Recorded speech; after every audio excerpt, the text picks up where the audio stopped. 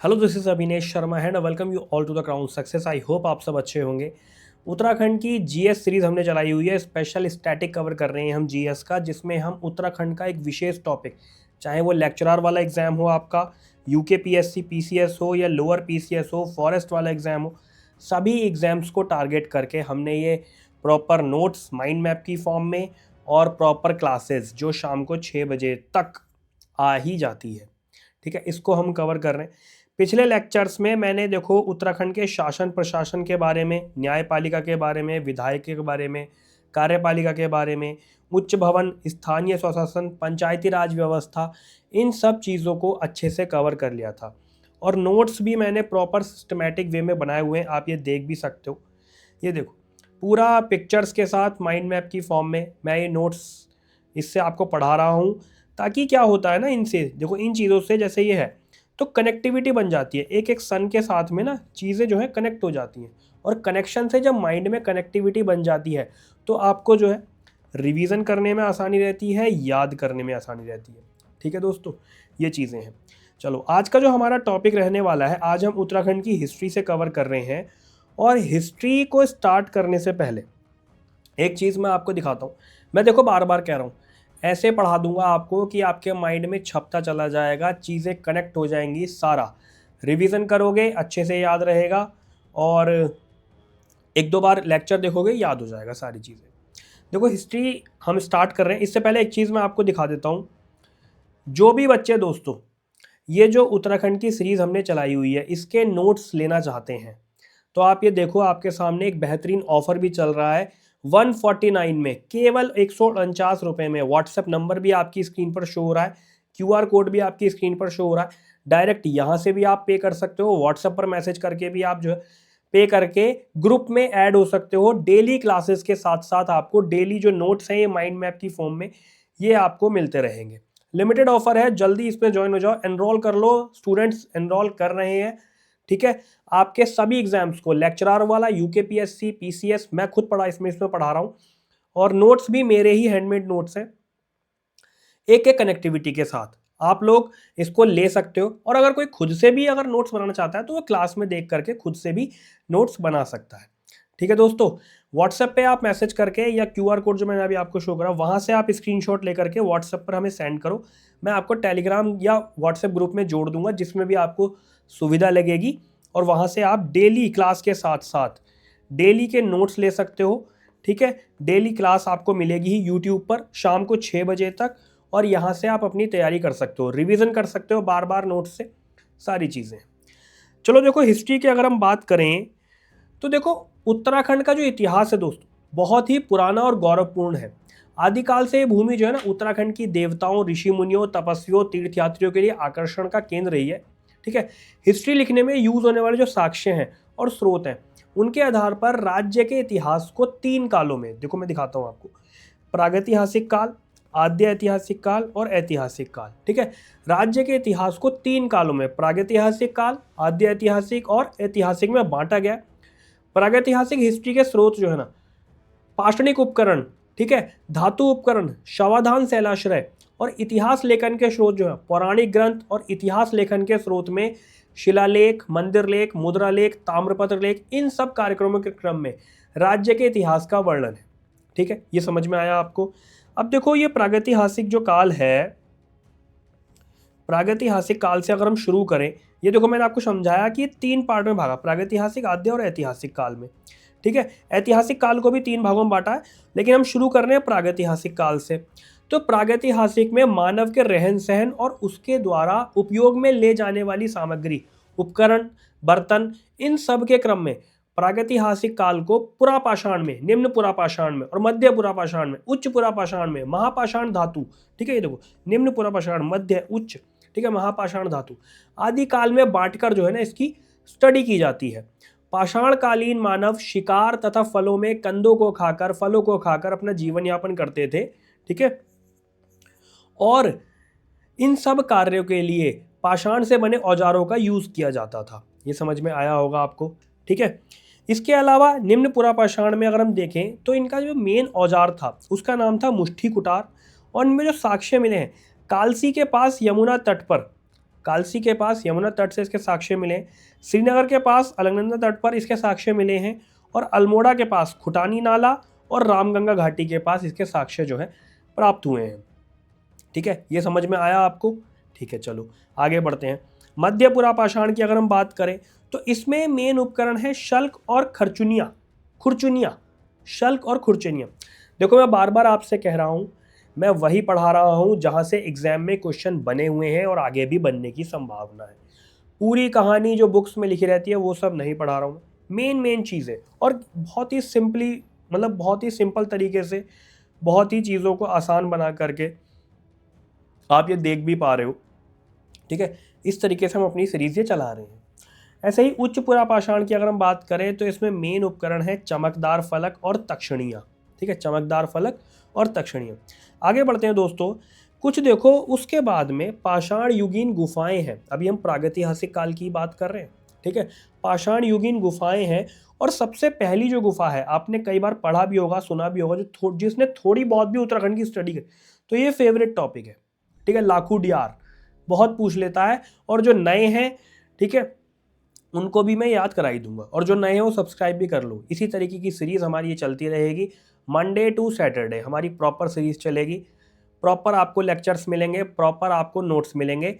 जैसे ही आप इस ग्रुप में एनरोल कर देते हो, इस प्रोग्राम में एनरोल कर जाते हो, आपको डेली बेसिस पर नोट्स मिल जाया करेंगे क्लास के अकॉर्डिंग। ठीक है दोस्तों, तो ये लखू या लाखू डियार जो है, ये अल्मोड़ा से 15 किलोमीटर सुयाल नदी के तट पर है, गुफा है ये। और प्रदेश में इसकी सर्वप्रथम खोज हुई, और खोज की गई डॉक्टर MP जोशी ने। 1968 का टाइम पीरियड था। ठीक है, डॉक्टर MP जोशी ने दोस्तों देवीधुरा चंपावत कपमार्क्स की भी खोज करी। ठीक है, नायर घाटी कपमार्क्स की खोज करी गोपेश्वर में डॉक्टर यशवंत कठोच ने। ठीक है, ये चीज़ हो गई। इसके बाद में 1968 की ये खोज थी। इसके बाद समय आगे बढ़ा। 1985 फड़का नौली शैलाश्रय की खोज हुई। 1989 में पेटशाल शैलाश्रय की खोज हुई, और इनकी खोज की थी डॉक्टर यशोधर मठपाल ने। ठीक है, डॉक्टर यशोधर मठपाल ने नौला ग्राम से 73 ओखलियां भी प्राप्त करी। ये फैक्चुअल इंफॉर्मेशन है कुछ। दीना पानी क्या है? शिकार व नृत्य मुद्रा में चित्रित मानव की ये चित्र हैं। ठीक है, लाल रंग से चित्रित शैलाश्रय हैं, लाल रंग के शैलाश्रय। दीना पानी कहाँ पर है? अल्मोड़ा के पास में। ठीक है दोस्तों, इसके बाद में चमोली एक मुख्य है। चमोली में क्या है? अलकनंदा नदी के किनारे डुगरी गांव के पास ग्वारख्या उडियार में मानव और पशुओं सहित 4 चित्र मिले हैं, और इन चित्रों का जो रंग है गुलाबी और लाल रंग है। ठीक है, इसके पास में थराली के पास किमिनी गांव, ठीक है, चमोली में थराली के पास किमिनी गांव में सफ़ेद रंग के चित्र के शैलाश्रय प्राप्त हुए। मैंने आपको शुरू में बताया कि मंदिरों से, शैलाश्रयों से प्रागैतिहासिक काल का जो है दर्शाया गया है, उसका वर्णन किया गया कि कौन सी चीज़ कितनी पुरानी है, यानी कितने पुराने टाइम पीरियड की वो चीज़ें हैं। ठीक है दोस्तों, तो ये देखो कितने अच्छे तरीके से हमारा जो है ये प्रागैतिहासिक काल, प्री हिस्ट्रिक पीरियड जो है ख़त्म हो गया, कंप्लीट हो गया। इसके बाद में यदि हम बात करें आद्य ऐतिहासिक काल की दोस्तों, तो ये आद्य ऐतिहासिक काल देखो, इसको समझना आप पूरा प्रॉपर तरीके से। उत्तराखंड का प्रथम जो उल्लेख है वो ऋग्वेद में मिलता है। ठीक है, ऋग्वेद में उत्तराखंड का जो क्षेत्र है, इस क्षेत्र को देवभूमि और मनुष्यों की पूर्ण भूमि कहा गया है। ठीक है, ये समझ में आई आपको बात। स्कंद पुराण में 5 हिमालयी खंड का जिक्र किया गया है। नेपाल, केदारनाथ, मानसखंड, कश्मीर, जालंधर। ये मैं आपको खोल के इसलिए समझा के चल रहा हूँ ताकि आने वाले समय में आप, जब मैं पढ़ाऊँगा ना मानसखंड और केदारखंड, तो इससे आप कनेक्टिविटी बना सको कि हाँ सर ने पढ़ाया था कि स्कंद पुराण में 5 हिमालयी खंडों का जिक्र है। ठीक है, इसके अलावा आद्य ऐतिहासिक काल का जो प्रमुख स्रोत है वो धार्मिक ग्रंथ है, इसीलिए इसको पौराणिक काल भी कहा जाता है। कहने का मतलब है कि ये वाला जो टाइम पीरियड है, इस टाइम पीरियड का हमें पता चला धार्मिक ग्रंथों से। प्राचीन जो स्रोत है ना, उन ग्रंथों के पढ़ने से, ग्रंथों के बारे में से जानकारी इस काल की मिली है हमें, यानी कि ऋग्वेद हो गया जैसे, या और भी कोई उपवेद है, कोई ग्रंथ है, वहाँ से इसकी जानकारी मिली है। इसीलिए इस काल को पौराणिक काल भी कहा जाता है। ठीक है, ऐतरेय ब्राह्मण ग्रंथ में उत्तराखंड को उत्तर कुरु कहा गया है। किसमें? ऐतरेय ब्राह्मण ग्रंथ में। ठीक है, मेरठ और हस्तिनापुर वाला जो क्षेत्र है उसको दक्षिण कुरु कहा गया है। ऐसे ही कौशिकी ब्राह्मण ग्रंथ में वाग देवी का निवास स्थान बद्रिक आश्रम बताया गया है। ठीक है, वाग देवी का निवास स्थान बद्रिकाश्रम बताया गया है।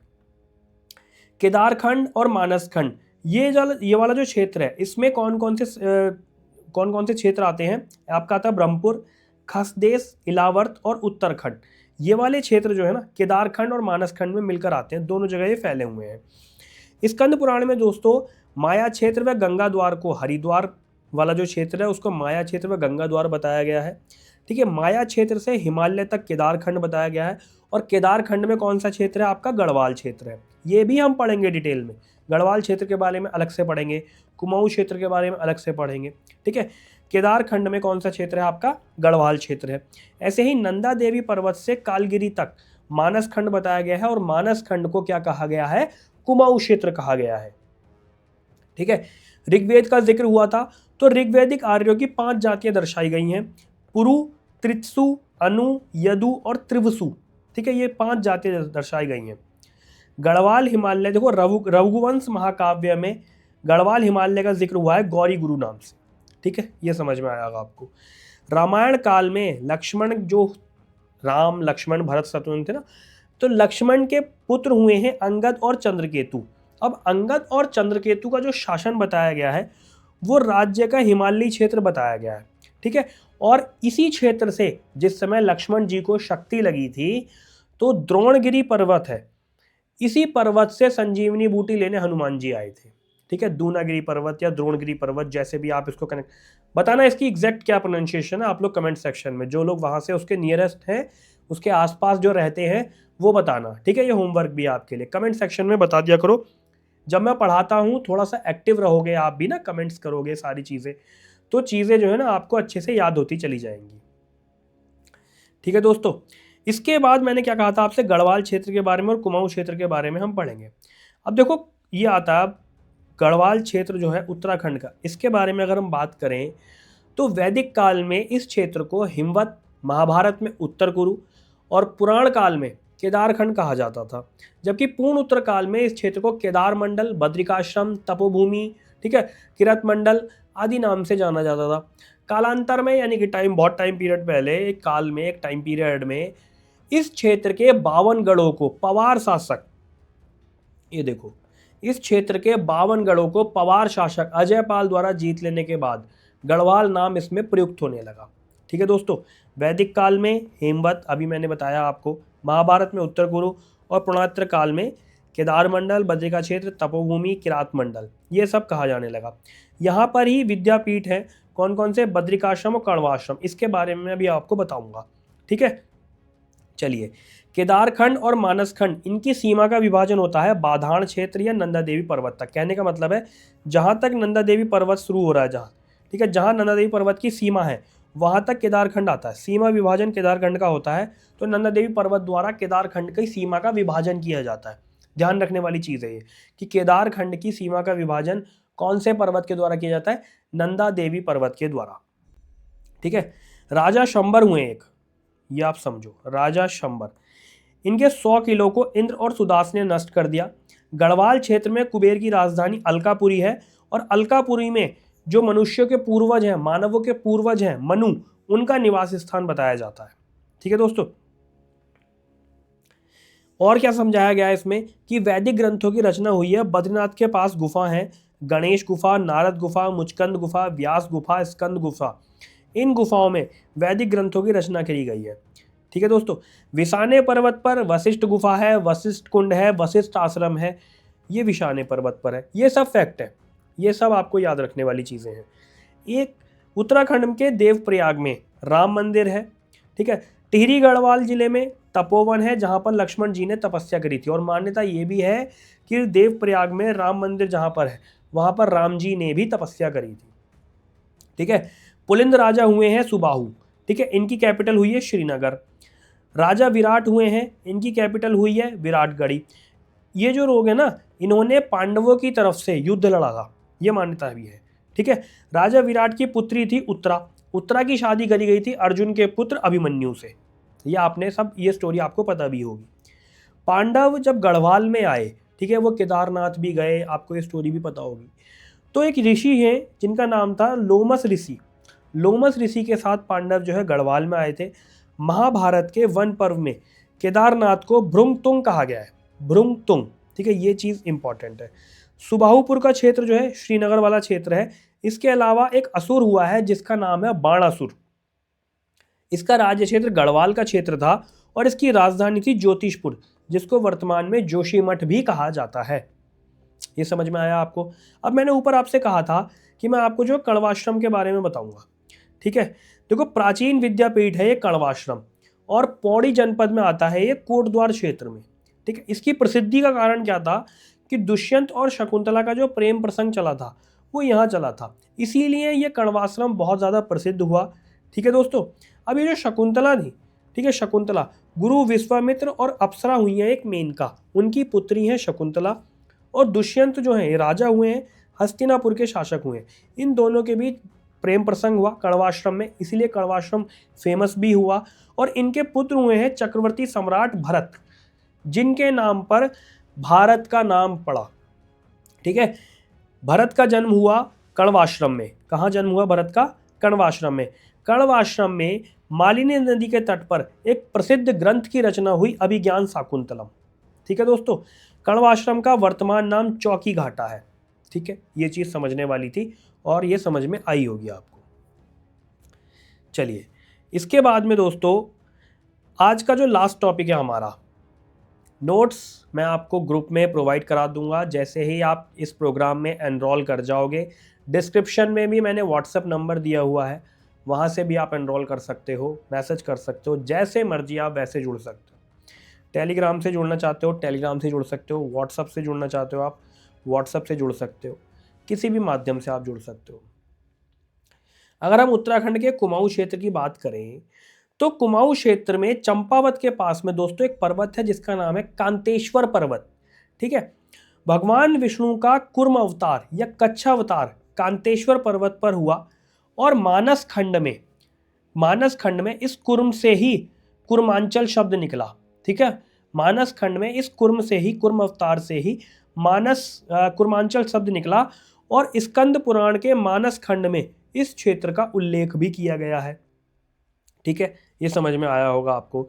अब कुर्मांचल जो शब्द निकला तो यही शब्द प्राकृत में कुमू और हिंदी में कुमाऊं हो गया, ठीक है। हिंदी में कुमाऊं हो गया। ये ब्रह्म और वायु पुराण के अनुसार